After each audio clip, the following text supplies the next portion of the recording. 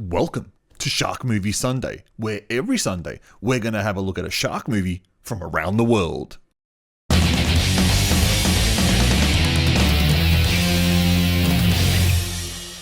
Now, eventually, I'm going to get to the good shark movies, but today is not that day. And what I have for you is an actual offense to shark movies everywhere.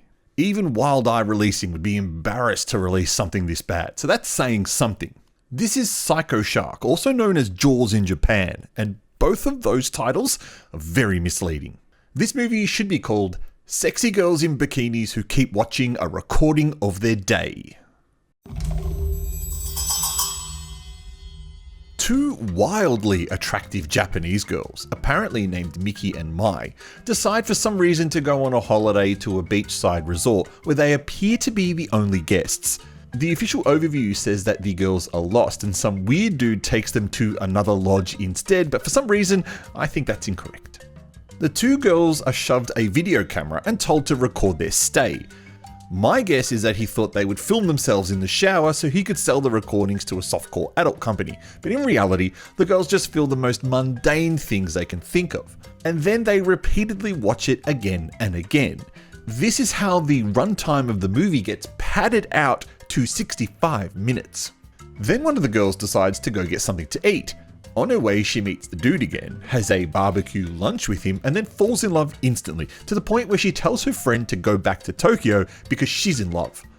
But her friend refuses and keeps watching the tapes. She then sees that this dude likes to kill girls and dump their bodies in the ocean. The reason? He and some other guy are feeding a very, very, very large and hungry shark. A psycho shark, perhaps. Blah, blah, blah, the movie ends. Now, I've already raised this question, but it's worth raising again. How many seconds, or in this movie's case, frames, of a shark are required in order for this to be classed as a shark movie? I believe, if my memory serves me correct, there are 3 instances of sharks in this movie. The first of which is a badly masked shark fin swimming in the ocean. Then you see the shark 2 more times, and both of those instances are at the end of the movie, and both of those shots are so short, it's an honest blink and you'll miss it moment. Don't get me started on the effects. Even for something that only appears on screen for about 2 seconds, the effects are terrible. Now, before I talk about the actual effects, I wanted to mention that the production company of this abomination is Jolly Roger. Now, Jolly Roger is responsible for some very, very sleazy horror titles, including Mahjong Battle Royale and the Dokoru films. You know what both of those titles have going for them? Nudity. Heaps and heaps of nudity. You know what this movie doesn't have? Nudity. And considering the girls are wearing bikinis the entire time, this is just truly baffling. They even keep their bikini on when they shower. Although to be fair, it's a communal shower, so that kinda makes sense. But literally, the only thing that could have saved this movie, and the only thing that this production company is known for, doesn't occur in this title. Oh, and the shark effects? Well, check it out for yourself. Not even the DVD level video quality of the final product can hide how poor the shark effect looks. Now, there are no other effects in this movie other than some weak splashes of blood and some nifty little digital video effects to signify glitchy videotape. And also, someone covered up all the girls with clothes. That was an effect, right? The filmmaker didn't deliberately keep them clothed, right? Right? I like the fact that I could watch this movie on 2 times speed and still follow everything that was going on. I didn't like that there wasn't much to follow, but I'll discuss that in the next chapter. This movie is an utter bore, a snorefest, an abomination to shark movies everywhere. It would be a challenge to find a worse shark movie than this, but I'm up for that challenge. The issue is I don't think anything Wild Eye released could be this bad. Most of the stuff on Tubi is quite fun, and even the Chinese shark movies are hella enjoyable because they're virtually non-stop shark action. So what went wrong with this one?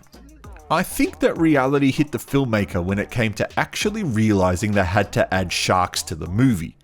Either that, or someone was trying to sleep with one of the actresses and they promised her a movie that she could headline all to herself and then quickly realized they had to scramble to put something together. Actually, I genuinely did like the fact about the movie that the actresses had the ability to either remember their lines or ad-lib their way to utter bullshit. That was quite well done. If they remembered their lines, then kudos to them. If it was ad-libbing, then also kudos for some convincing looking dialogue. Bra fucking vo. There's not enough time in the world to discuss this point. And it's made even worse by the fact that this movie is 65 minutes long, but you could easily spend 10 times more time talking about the shitness of this film. Now, speaking of runtime, it's hyperinflated due to the fact that the same footage keeps repeating over and over again. The movie mixes in the found footage style with the normal narrative-driven style to do this. We are shown useless scenes repeatedly, when in all honesty, I just wanted to see two things: sharks and boobs, and I barely got the first thing. There is also no reason or motive for the shark. There's no explanation as to why the shark is considered psycho. Why is it so much larger than most other sharks? And why these two clowns in the movie seem to only feed at sexy women? So, what we have here is a shark movie with barely any sharks, with sexy girls who don't show any skin, and a runtime that's padded with repeat footage, none of which really adds to the plot of the film, with no explanation as to why the shark is a threat and who this guy is who feeds the shark. Essentially, what we're left with is a pervy movie where we spend most of the runtime looking at girls in bikinis sitting around doing nothing. And that's something that you can do in real life by just going down to the beach. And you can get some vitamin C at the same time. There is no one I can recommend this movie to. I'm Yadi Dance. You are watching SHOCKMANIA's Shark Movie Review.